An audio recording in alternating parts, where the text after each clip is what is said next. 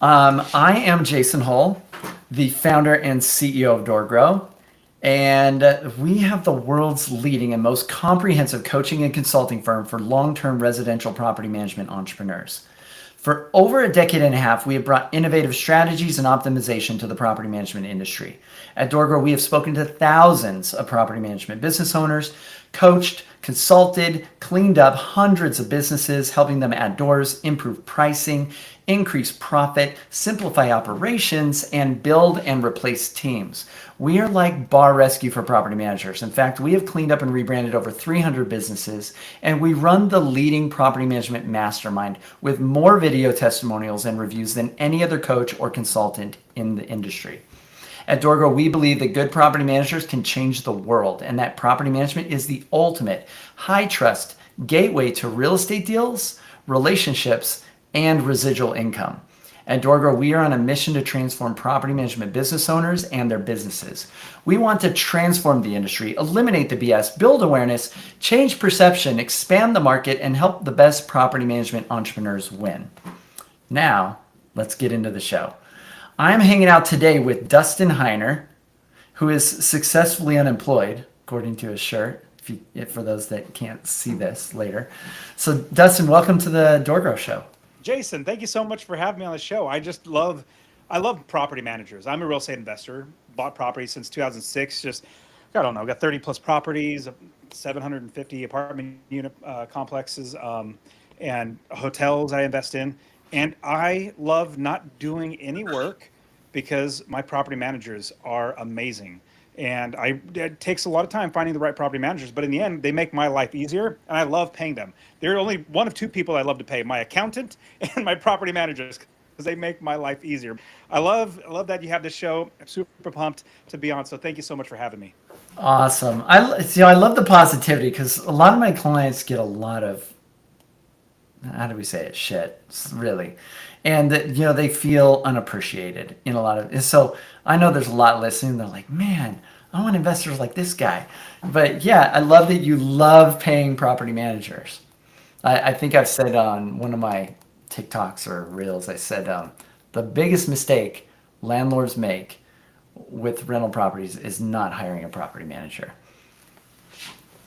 And I don't doing it want themselves. to deal with tenants personally. Like I invested so that my property would work for me, and I did not want to handle talking to tenants. In fact, I did at the beginning. I started talking to tenants, but I found out I'm a pushover because it's my property and I'm trying to Mm, be nice and everything like that. And it's so much better when there's a middleman that's going to be there. I tell my property managers, use me as the bad guy. Like say, oh, this landlord, he's a jerk, but this is what we got to do. And so I want to help them to make it easier on them, but in the end, they make my life easier. So yeah, I absolutely love that. Well, one thing you and I both know, property managers should be investing themselves too. They yeah. should be grabbing properties. And if you know of if you're a property manager, you will eventually know somebody, an investor, who's going to be selling a house. Well, Mm. shoot.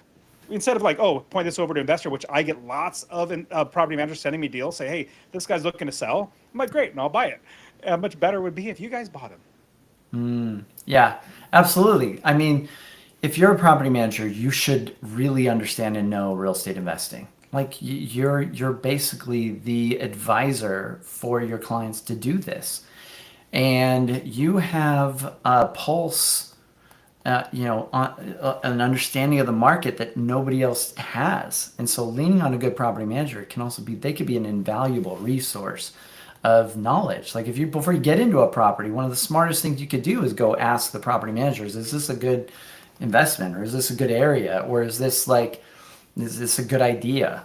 And they're like, no, you should not have a short-term rental property out in the middle of the desert that nobody wants to go to. Like it's not, you're not going to cash flow. But the guru I listened to said I could. Yeah, don't do that.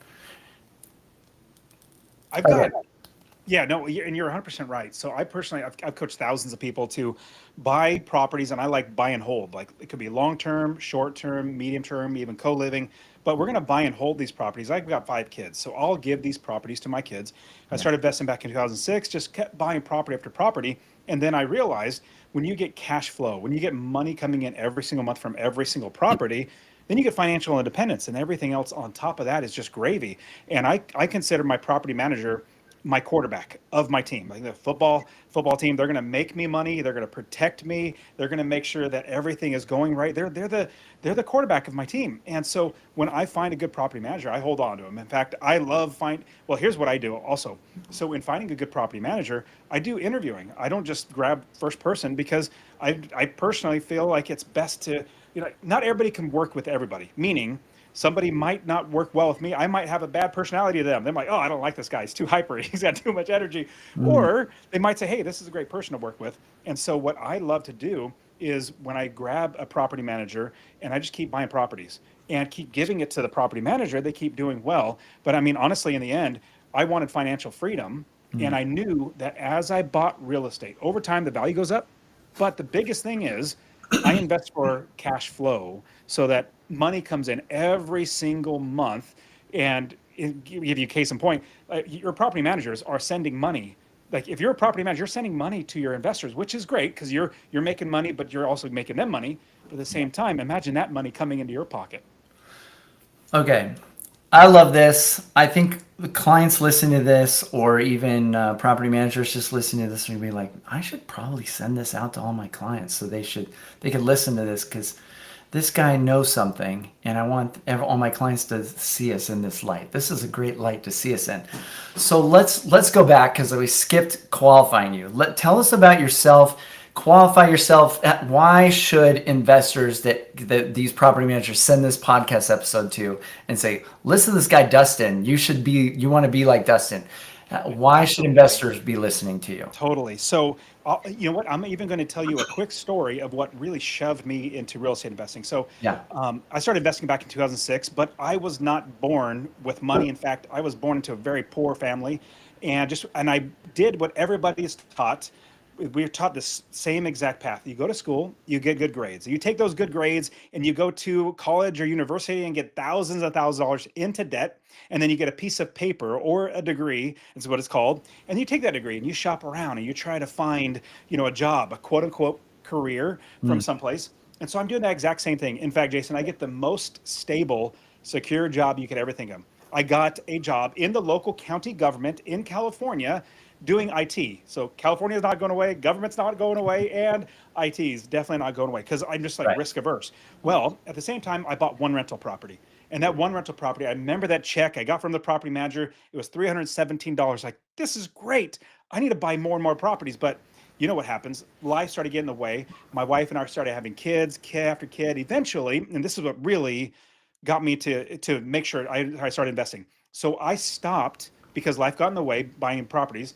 But my wife and I started having kids. And when my wife had our fourth child, I went on paternity leave. That's where the dad stays home with the mom, changes poopy diapers, all that good stuff.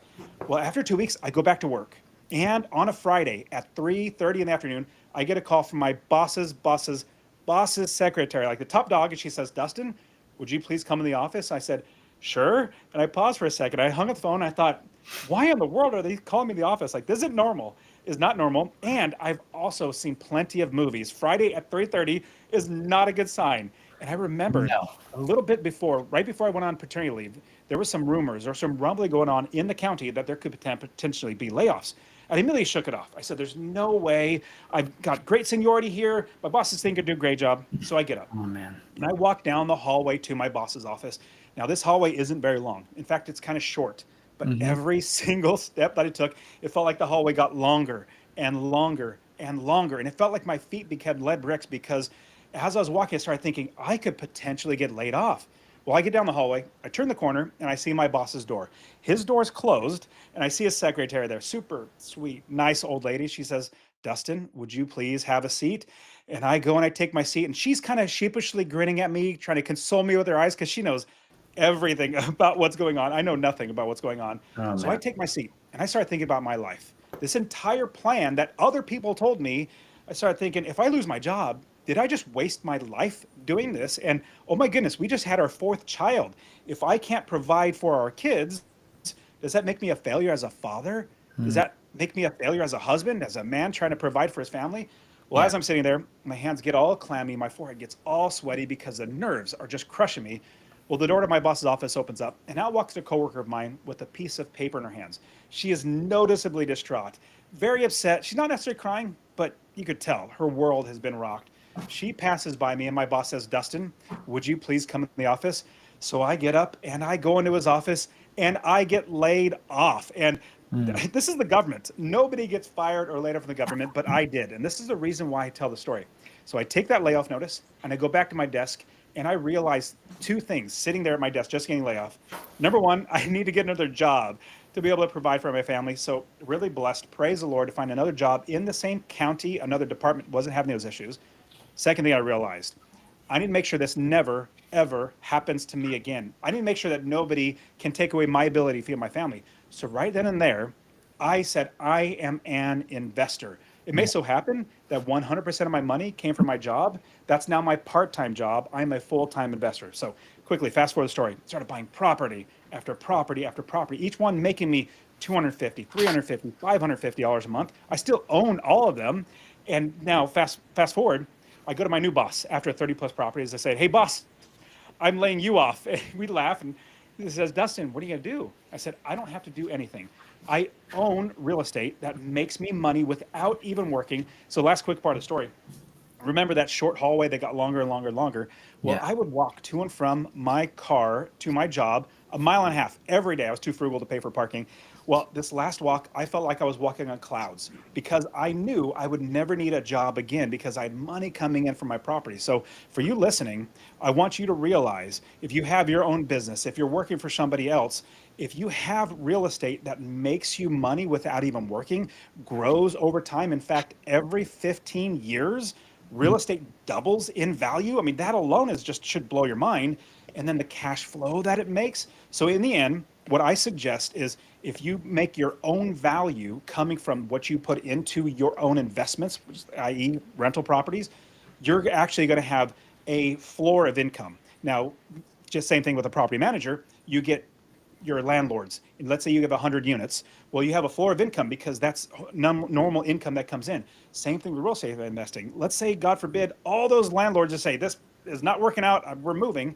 Well, you have your properties that has a floor of income coming in for you, and then it takes so much stress off of you. So I'll pause the story because you've probably got plenty of questions, Jason. I love it. So, yeah, what a journey. And, there's always something that kind of thrusts us into a new state or into entrepreneurism. And, I was suddenly a single dad trying to figure out how do I have time to spend with my kids when I'm stuck at a job at HP because I was in IT. And I'm like, I haven't even earned a week off yet. Like, and I'm going to get them for a week and to spend time with them. Like, how's that going to work? Like, how do I get to be dad? And so, yeah, so sometimes I joke my kids are what made me finally leap to become an entrepreneur.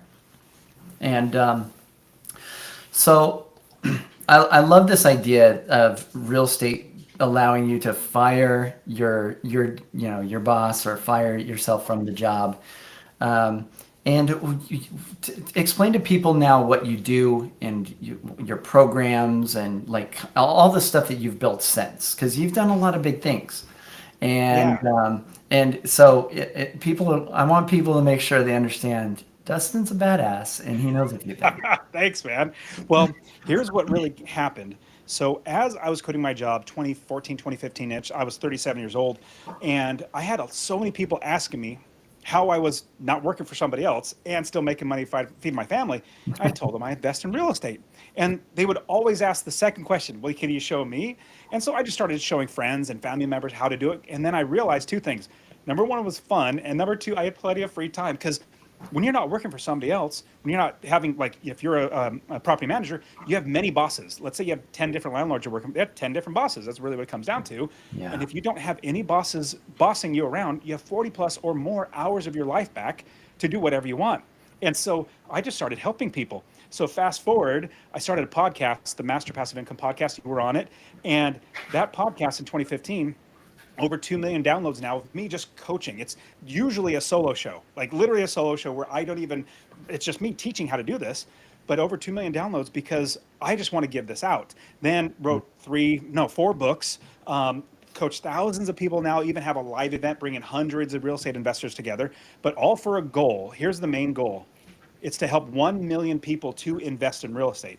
And the big reason why I decided to have this goal was because the more people that I serve in my life, the more money they make and the more money I make in the end. And so now everything from coaching thousands of people to having live events where we're just coaching even more and helping even more, to books and podcasts, YouTube, yeah, you name it, like social media, Instagram, I'm over 200,000, almost 200,000 followers on it now, just giving. And here's the big thing, a takeaway that I would love to share with everybody listening. For you listening, you need to realize if you serve and if you try to serve people, then your life is going to get better. The more people that I serve, my goodness, I make so much more money. But the great thing is, it's not a win-lose. It's not like somebody loses in order for me to win. No, it should be a win-win-win. And so now everything I do at Master Passive Income, to the free courses, to the paid coaching, all that sort of stuff, it's to help people to invest in real estate, to get 40 plus hours of their life back and become successfully unemployed. That's amazing. That's just really, really awesome. You're doing big things. You're doing big things, and you're not the typical property management client.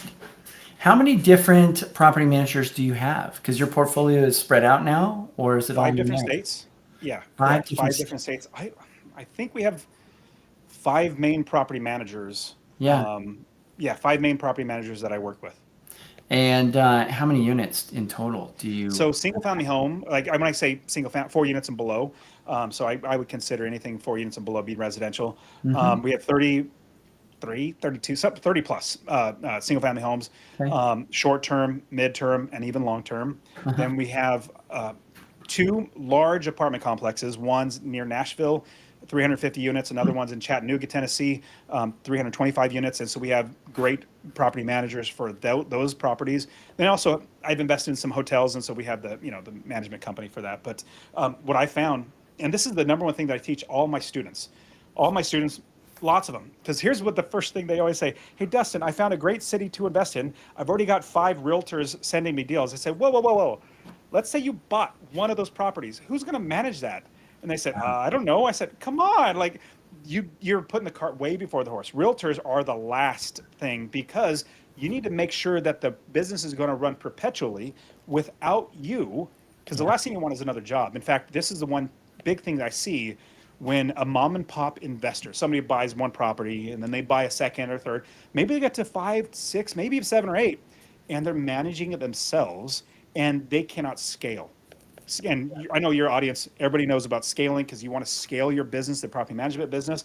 Well, you can't scale if you're the only person doing all this sort of stuff. And so here's another question I get that people, other investors or even my students say, Dustin, how do you afford a property manager in your properties? I say, I don't afford a property manager. Like, I don't pay my taxes on any of my properties. I don't pay my insurance. I don't pay for my property manager. I don't pay for repairs, meaning I don't have to get a job to pay for any of that. My tenants pay that in the form of rents. And then I make sure I do not buy a property unless all of those expenses are accounted for, even repairs, vacancy factor, and especially property manager. And that's the thing that most people don't do, is realize, let's account for all those expenses, but then utilizing your property manager well enough. Here's the big question. And so all your audience is property managers. So they probably rarely get this question, but here's my favorite question that I ever ask property managers. One of the first ones, I said, if you would invest your money in this city now, what area would it be? What zip code? Where would it be? That is gold. I've asked actually the opposite question. Where should I not invest that city? And property managers say, I probably shouldn't answer that because, discrimination and all that sort of stuff. And so the question is better. Where would you invest your money? Yeah, and then, you're going to understand the entire market because the property manager, but you also, Jason, were awesome. The question is, would you manage this property not after you bought the property, but before you buy the property? That's a big thing, because a lot of people buy a house because they listen to TikTok gurus and they just bought a house and it should work out. Well, if you don't have any to manage it, it's no longer an asset, it's a liability. So how much better is you ask the property manager beforehand, especially if you are investing, if you're a property manager, you're seeing where the best properties are, where the best clients are, the best tenants, all that sort of stuff. Yeah. Sometimes 100, 1,000 times over. Like they have, they have a lot of anecdotal data, right? And data. So the bad path then is, you kind of mentioned, is to go to a realtor first, get a property, and then maybe go find a property manager.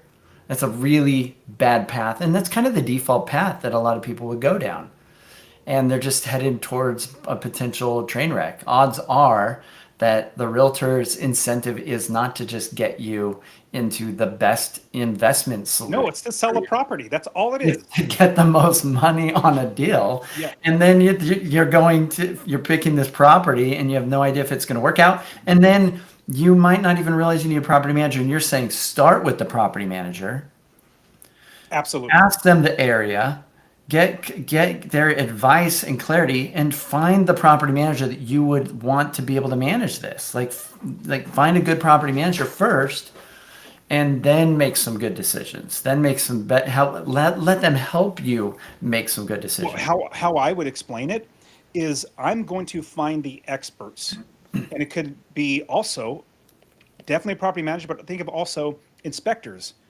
mortgage brokers, contractors, plumbers, handymen, insurance agents. I'm not the expert. In fact, like I said, I've coached thousands of people now to invest in real estate successfully. And sometimes they'll ask me, "Hey, Dustin, you invest in this city. You're the expert. Tell me, like, where should I, blah, blah, blah." Like, tell me all this stuff. I said, "Whoa, I'm not the expert at all. In fact, I don't want, I might know a little bit, but I don't want to be the expert. I hire experts. I hire them." So if you're a property manager, what you need to be thinking is, well, number one, you are the expert in that area because you're currently investing your time in your business to build up for landlords to utilize you. Well, that's number one. But who else would you actually want to start working with? Now, personally, what I find is the property manager. And so if you're not a property manager, if you're an investor listening to this, your property manager is absolutely your quarterback. I treat them as best as I can. Like I treat them so well because they take care of me and they want to take care of me. If I'm a jerk, if I'm like, withholding money, or like, we don't need those repairs, and they're trying to do their job and I'm holding them back from it, they're not excited about working with me. And so what I want is, as best I can, my property manager to look favorable on me so they could take care of my property so I can have all my life back to play with my kids. Yeah. I mean, this very much goes along with like Benjamin Hardy and Dan Sullivan's idea of who, not how. Like finding the right who instead of going around and trying to just find the what, like a property. Go find the who that can help you figure out how to do this instead of trying to figure out how to do everything on your own, which is the slowest path to growth, period. Is to do Well, you it can't scale yourself. that way. Yeah, you can't scale. If it's all about yourself, you can't scale. You can't get, like, all my 30 plus properties. I love saying this. So a lot of people have heard of the book, The 4 Hour Work Week. Good book and all. Basically, the premise is make your life so that you only have to work 4 hours a week. Well, honestly, I think working 4 hours a week is for suckers. I don't want to work 4 hours a week. I don't even want to work 4 hours a month. I maybe work 30 minutes a month on all of my properties because I get the Wow. property management statements. I verify everything looks good. But I'll say this also. My daughter, who's 16 years old, because I've coached thousands of people now, I coached her. She's my oldest, and all my other kids are going to do it. She bought her first property 4 months ago, and I coached her. She now does all the bookkeeping, basically, instead of me doing the work 30 minutes, I pay her to do it, and she oversees her property as well. And it is so much better when you have the experts first. One quick last thing, because you mentioned a really key. Most people, and I did this too, I went right to how do we find properties. In fact, my most downloaded podcasts are, because on Master Passive Income, I have lots of like how to find properties, how to fund properties, how to find property managers. Like literally, it's just coaching. Yeah. And the most downloaded are how to find and how to fund. Those are by far, because people think that's number one things that they don't have, but they believe that they need, which is not necessarily the case. Same thing on my YouTube channel. The most downloaded videos, I have one that's, I think, like 16 different ways to get creative financing if you don't have money yourself, how to buy properties with creative financing. Yeah. One of the most downloaded. But here's but I definitely got to say this. If you don't have your business that could run itself, because I always talk about building your business first. If you don't have your business that could run itself, then you're going to be losing money. Let me give you a quick example of what that looks like. Like, I buy a property that's going to be making me money every single month, and I don't buy Mhm. it unless all expenses, property manager included, vacancy factor, repairs, all included, and I add on my profit. If I want to make $400 a month, I don't buy a house unless the price is low enough, interest rates right, all the expenses are right, to where I'm making that profit every single month on that property. And then obviously rents go up. But here's what it's like if you do not build a business, you do not get the right people in place. Imagine a convenience store. You're going to start a convenience store, candy bars and soda machines and all this sort of stuff. Well, Mhm. you would not sign a lease on a location, open the doors, and set a box of candy bars in on the ground. You wouldn't do that. You go out of business in 2 seconds. But what you would do is you'd build the business first. You get the gondolas, the shelving units that all the candy bars go on, the countertops, cold storage, bank accounts, cash registers, insurance, managers, everything in the business before you buy any inventory. Same Yeah. thing with real estate investing. You build the entire business, get everybody the right people in the business, and then every property that I own is a piece of inventory that I put into my business. When you start realizing that even though you're an investor, you are a business owner that has inventory. Because I remember in 2006 when I first started investing, 2008 happened. 2008 happened, and the crash happened. I knew so many real estate investors went bankrupt. In fact, I still talk. If anybody was investing back then, most likely you ask them, "How did you do in 2008?" "Oh, I went bankrupt." Honestly, Mm. that's literally that's a conversation happen all the time. But for me, I made more money. I was blown away. In fact, I was worried because I was just new to this, and because I was solely investing for cash flow. Now, appreciation will come. That's great, but I'm going to give these properties to my kids.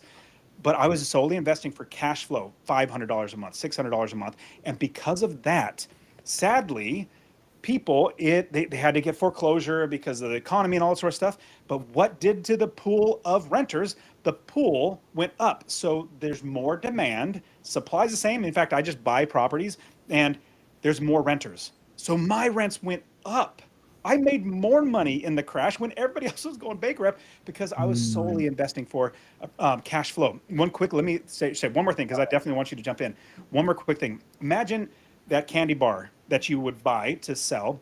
If you had a candy bar business, if you can buy it for 50 cents and sell it for $1, and you knew all day, every day, you can buy it for 50 cents, sell it for $1, you think, how can I get more money? Well, you'll make money. But let's say, this is a great thing about real estate investing. Let's say you didn't even have 50 cents. It took you 25 cents to borrow 50. Well, you're out of pocket 75 cents. You still sell it for $1 and you make 25 cents every single time. You Mm. would do that deal every day. And you would like, how can I get more money? You'd borrow it. But here's one thing you would not do. Same thing with real estate investing. You would not buy a candy bar for $2 if you could only sell it for $1. You do not Right. get into business to lose money. So I'll pause because you could probably get plenty of questions, but we want to build a business and make money. No, I love your analogies. I love that you're equating it to like even just buying and selling candy bars, which maybe some of us did in elementary school as a side hustle, or our kids do sometimes. My daughter makes little rubber band like little bracelets with Oh, different yeah. colors, and she goes and sells them, and the materials cost very little, and then she's like building these bracelets and asks them what colors they want, and then she's selling them at a markup. She's like, I made like $20. So, yeah. We've done this as kids, but when you equate it to something so simple, because we look at real estate and the complexity and all the numbers, and we're like, this might make sense in the long run with some depreciation and then yeah, and you're like, let's keep this really simple. Let's like equate it Because to a all candy that bar. will come like appreciation, depreciation, tax benefits, market appreciation over time, forced appreciation. Like when you buy a house, you fix it up, you guys know it'll make more money or it'll be worth more. All that will come, but income does not always come. So if you buy for income every single month from your property, could be long term, mid term, 30, 60, 90 days, short term, or even co living. If you buy for that, you will always get wealth. If you buy, oh, I'm hoping it'll go up in value. Like I hope this candy bar, I'll buy it for $2. Hopefully from $1 now, it'll be a $3. If you hope, you're going to be stuck holding the bag and it's going to hurt. And so what you want to do is you want to make sure that you are investing for income. Because when you invest for income, everything else will always come. But if you invest for just appreciation, you will not necessarily get income. You won't necessarily get all the benefits of everything that comes with real estate. Yeah, and the other thing is the property managers often are one of the first to know if an existing client or owner wants to sell that property off. So they're great people to know if you want access to off-market deals. I'm sure the property managers you have would love to get all of their clients to sell their properties and give them to you because you're easy. You're like their dream client. Because they'll have a one-off, like super emotional accidental investor that couldn't sell the property that's like driving them nuts, and like they want it to be a perfect time capsule for a year because grandma planted the flower bed and like Timmy etched his height in the door frame, and like they want it to be perfect so they can sell it a year later. And they're like, oh, and it's like 10 times to 100 times harder to deal with operationally for them. The operational costs are really extreme. It doesn't sound like you're calling your property managers all the time. Let me say this. I don't want to talk to my property managers like month after month after month. I just want the money. And as long as everything's going well, because here's another thing. So if you're an investor, you want to make sure that your property managers understand your systems and procedures and processes. Like I have different property managers. They all treat all their landlords, everybody differently. But I Yeah. say, when you're working with my properties, here's exactly how I want you to do it. And it's very simple. Things like, hey, rent's due on the first, late after the third. Then you put a 3-day notice on the door if they don't, and you get a late fee. And then once that 3-day notice is up, you start the eviction process. Like that's Yeah, and this clockwork. is pretty It's most typical. non-discriminate. Yes, This is pretty typical. Like decent property managers are already doing this anyway. Like this is should be. really standard stuff. But I don't want to talk to Basics. the property manager. They're great people. I don't Yeah. hire them unless I like them. But at the same time, leave me alone so I can play with my kids. I could go to golf. I'm going to South Africa tomorrow for an investor trip. I just want to live my life. Property manager, you take care of it. And if they are doing, I don't, honestly like, if they don't do well, meaning if there's, it's not getting rented, or it's month after month where we're not getting our rents paid. If things like that, then I'm like, I got to find somebody else because I don't want to have to think about it. If I have to think about the property, then why do I need you? Yeah, this is a challenge. There are property managers listening right now. Pay attention to this. Because a lot of property management business owners that come to us, they're not setting healthy boundaries with their clients because their clients don't know what they need. And so a lot of times the clients will artificially create a worse property manager because they're like, I need like this and I need that. And I want, like, how's the renting process going? And did you talk to some people? Did you show it? And like what they think? And they want to be so involved in the whole process. They're trying to micromanage the manager. And the manager's way better at this than them. By their own admission, they suck at this stuff and they don't like it. But then they're trying to micromanage the manager, and bad property managers let them do it. Like the worst property managers usually have the highest operational costs in their business because they give every tenant and every owner a blank check for their time. Call me anytime.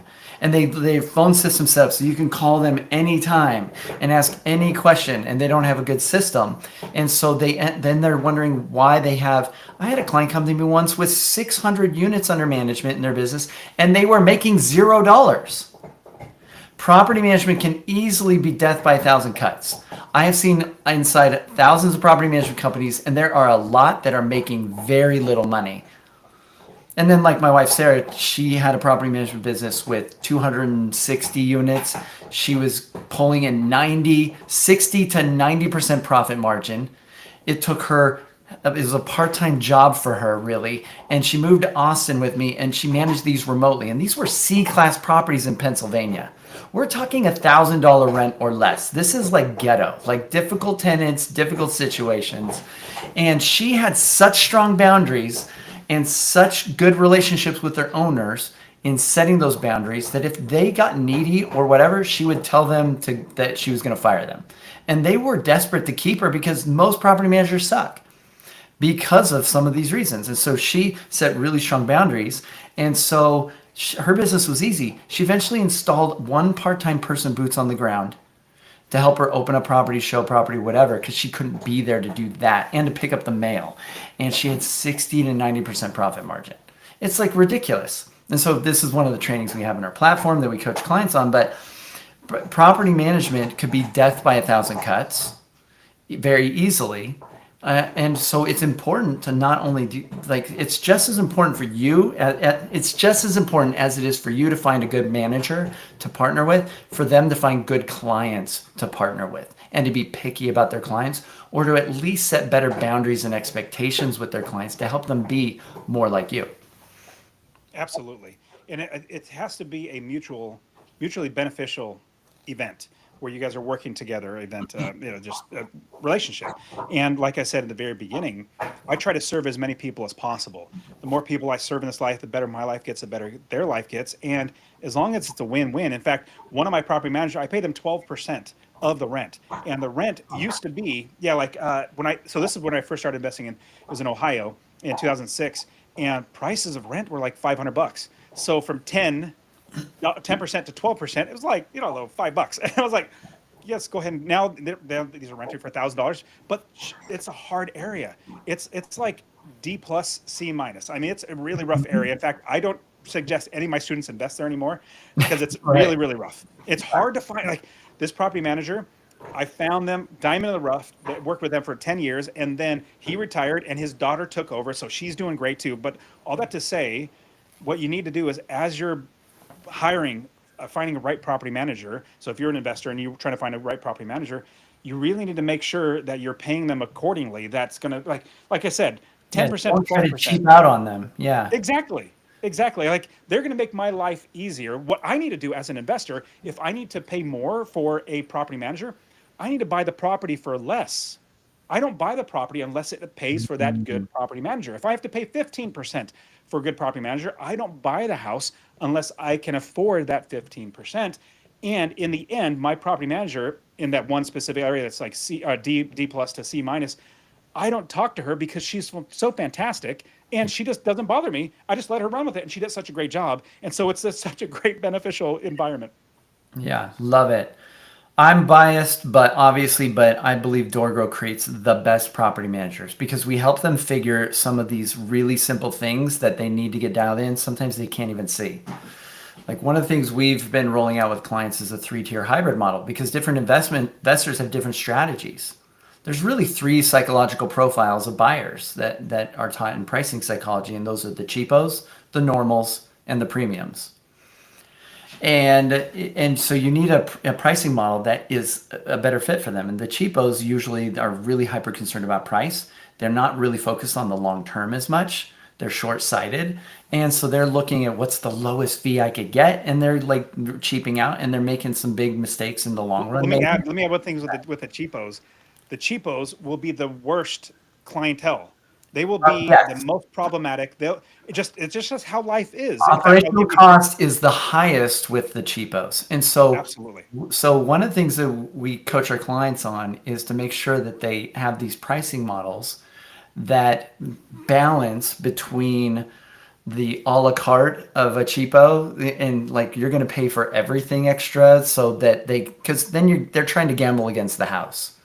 Property manager's the house, and the property management should be winning, right? But a lot of times what property managers mistakenly do is they subsidize all of their lowest rent properties and their worst owners with their highest rent properties and their best owners. And they have properties in their portfolio they're actually losing money on. And sometimes they don't even realize this because they're not assessing them individually. And we're like, yeah, you should fire those. Like, you should just let them go Especially or if you're pay losing them. money on it. It seems that is so obvious, but a lot of property managers have an entire section of their portfolio that's like 80, it's like the 80-20 rule. It's 80% of their stress and their work and their challenges, and it's like 20% of their profits. And so here's a fun thing, like a thought. As you were saying this, it got to mind. If and when somebody is pulling their hair out, an investor pulling their hair out over a property or multiple properties, they're just going to sell. And because they're not good at investing. In fact, that's what I love to do is I coach people how to be good investors, how to make sure Yeah. we're buying it right, how we're finding the right people, all that sort of stuff. Well, what's great is, let's say you fire them as clients. You fire them and they're like, "Oh, I'm pulling my hair out. I'm just going to sell." And then eventually a good landlord will buy it, good Yeah. investor will buy it, and they'll start working with you. So you start cutting out the 80% that is just wasting your time and money, and keep going after the 20% that are making the money, making your life easier. that's just going to help everybody. Like it's just going to keep rising because in the end, the bad landlords, they should just not be owning property. Yeah, I've had some interesting guests on our show recently, and one of them runs a company. Basically, he explained to me that investors outside of the US love the US for real estate investing because he said almost nowhere else in the world can you get a 30-year fixed rate mortgage that allows you to do a payment that's low enough you could cash flow on it and just start making money right away, month after month. And so they want to be able to get access to this. And so they help them set this up quickly, get an EIN in a week and like get everything set up because it's complicated for them to figure that out. There's another company. I had a gentleman named Lior on, really cool guy, originally from Israel. He's here in the U.S. investor, and he created a company called Blanket. There's this really amazing platform for property managers that they can white label and that they use that allows them. It's like kind of like a property retention platform. So it allows them to put their clients' portfolios into it, get a ton of extra data on their portfolios, and then they can. If they decide they want to sell this property, it allows all the other investors in the entire Blanket network to be able to get this, and they get to keep managing that property without having to give it up. So property managers can have the properties turn over and go to different owners and different investors, but they still retain them as that property is in their portfolio to manage. And so there's some really amazing things out there now for property managers. There's amazing tools, systems. We've got a lot of clients getting AI maintenance coordination, using some really cool AI maintenance coordination tools that's allowing, because getting a maintenance coordinator in a property management business, hard. You're talking like ideally it's like they're a veteran of doing maintenance of like 20 years and they don't want to run their own maintenance company and they want to come help you figure out what needs to be done. And it's just, but you can, there's an AI maintenance coordinator company that has been programmed by a guy who managed 30,000 units coordinating maintenance all the way from small all the way up to that, and has like a long lengthy amount of experience, and the system has programmed into it probably by now over 500,000 work orders. And so it knows how to handle this better than probably anybody that you could hire. And once you tell it, you still have to train it, you have to teach it, but once you tell it how to handle things, it can do it. And it's now doing phone calls. It's like doing emails. It's doing text. Like, it's the craziest thing ever. And so there's this weird sort of AI revolution happening right now. And the smartest property managers are already adopting some of these tools because it allows them to scale their operations effectively. Eventually it'll be so commonplace, everybody's like, yeah, we're all using this stuff and we can all, like, it's cheap enough or whatever. And who knows, maybe we'll all be out of jobs, including property managers, who knows. But right now there's a good opportunity that if property managers are on the bleeding edge of what's working, you get, as an investor, a better property manager. Well, and for me, like I there are plenty of software out there. Turbo Tenants one, Avails another, Apartments.com. Like those are fine, but I don't want to even do any of that stuff personally. As an investor, I don't want to deal with that stuff. I want to hire a person, and I honestly I don't think that that AI, even though there's great tools as a property manager to help your business better, like I don't want to have AI run my business because I want an actual person that is going to make sure, like, they have the emotions and feelings that they know, okay, there's something here, there's something there. And I just know personally, and this is what I teach all my students, is, hey, these software are great if you're going to manage yourself, but you can't scale if you're managing yourself. What we need is to hire the right people. It's all about, like you said earlier, there's a book, it's who, not how. We don't want to figure out the how. We want to get the right people in place. And one last quick thing that I said this a little bit earlier, but people always ask, well, Dustin, how do you afford this, that, or the other?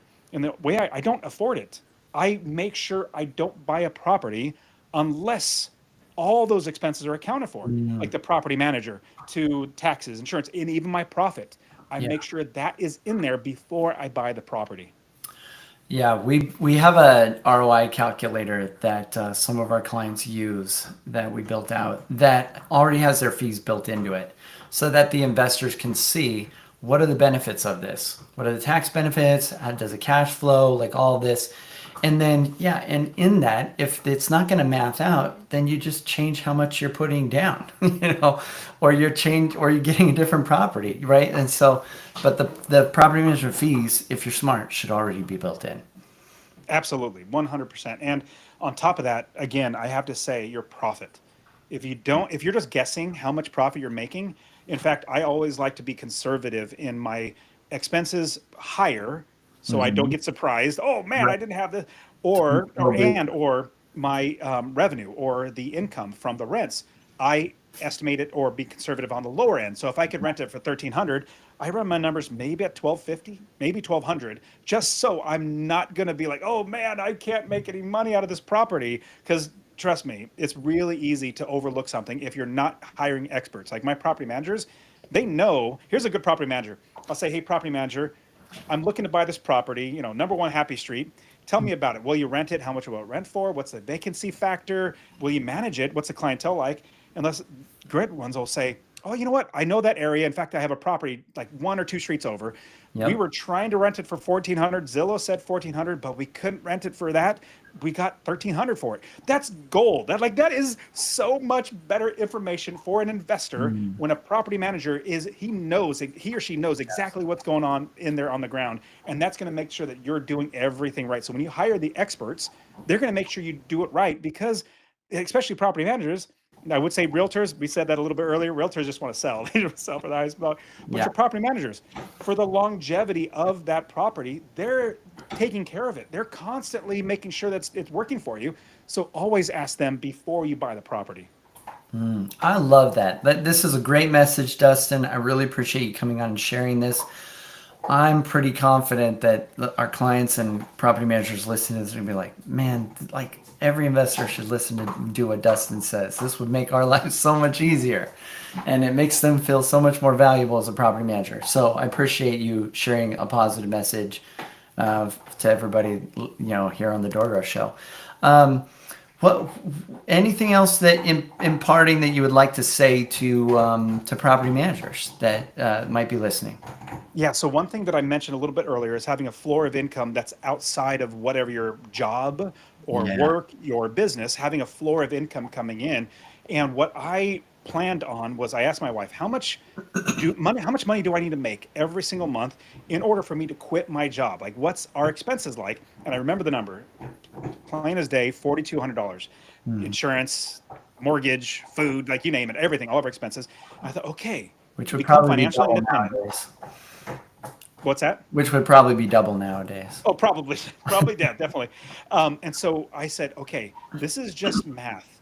If I buy one property that made me $500 a month, well, Yeah. in 1 year, that's $6,000.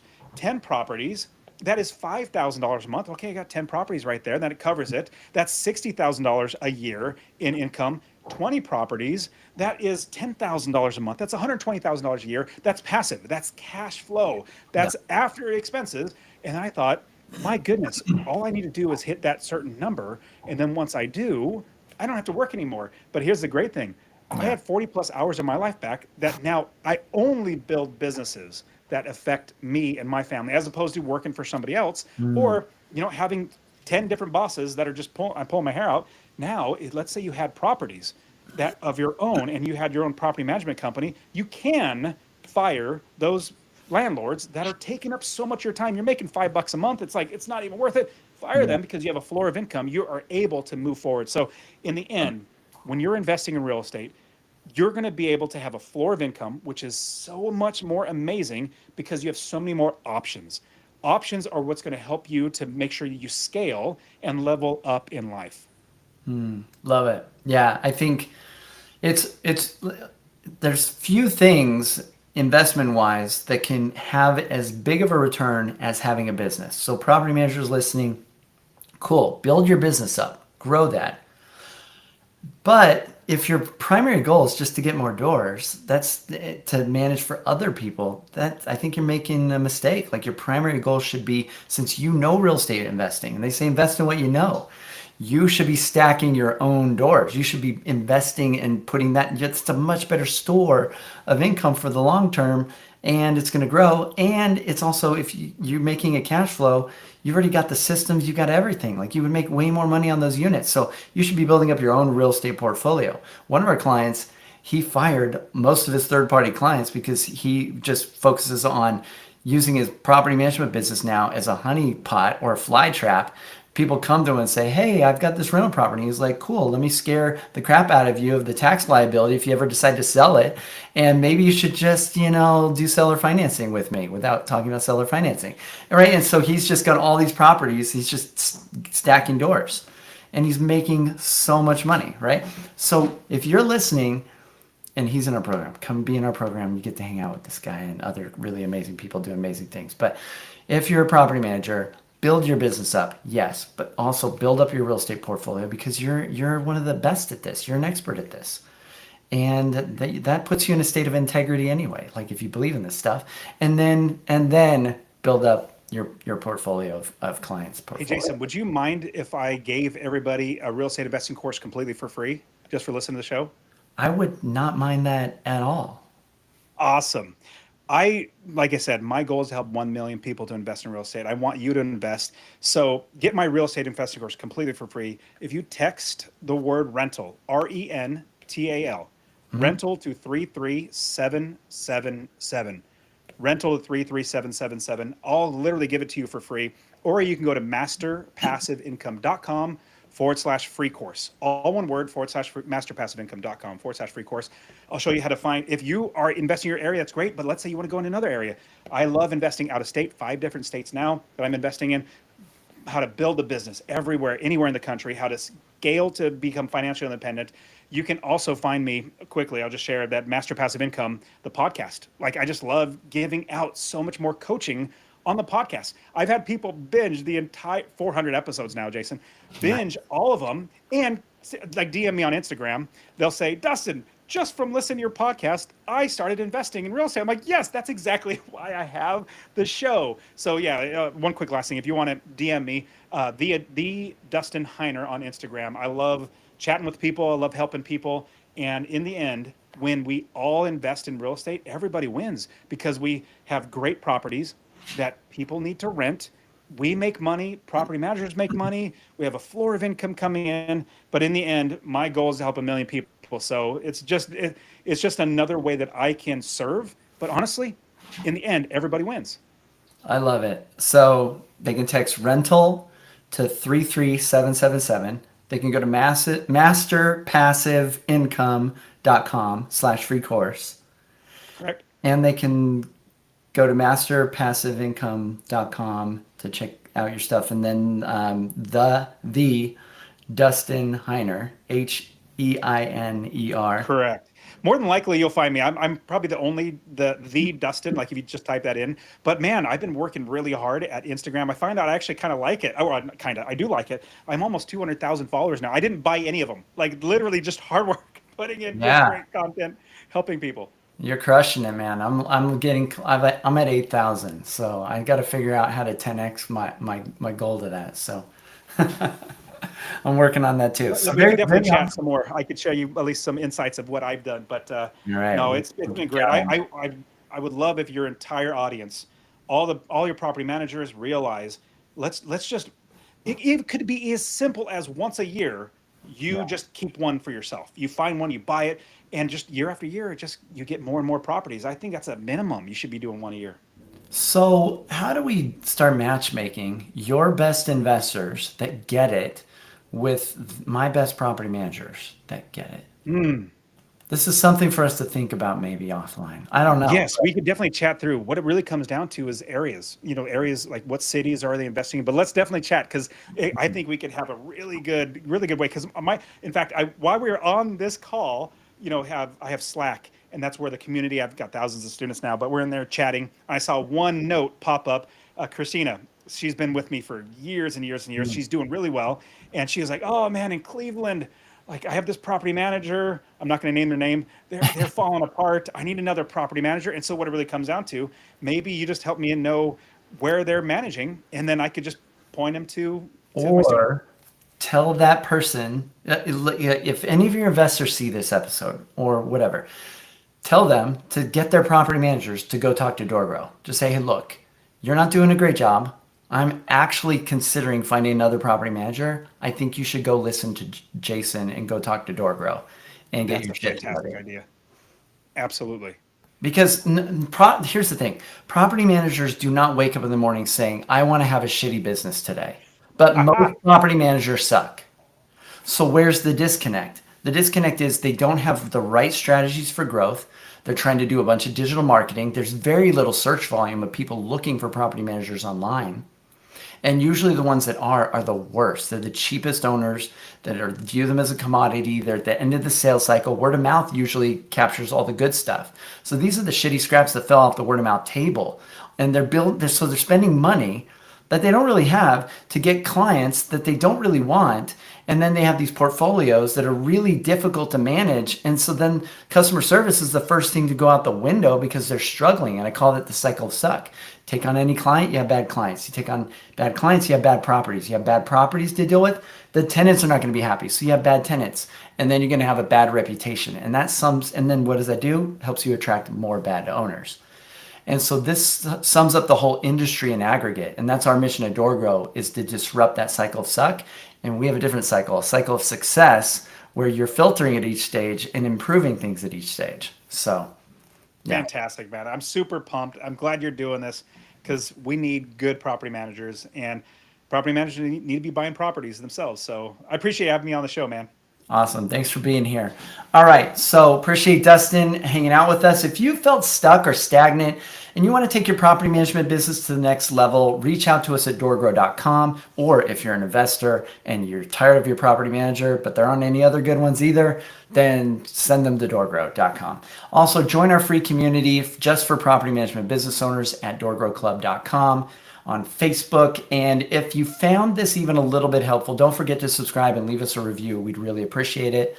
Until next time, remember the slowest path to growth is to do it alone. So let's grow together. Bye, everyone.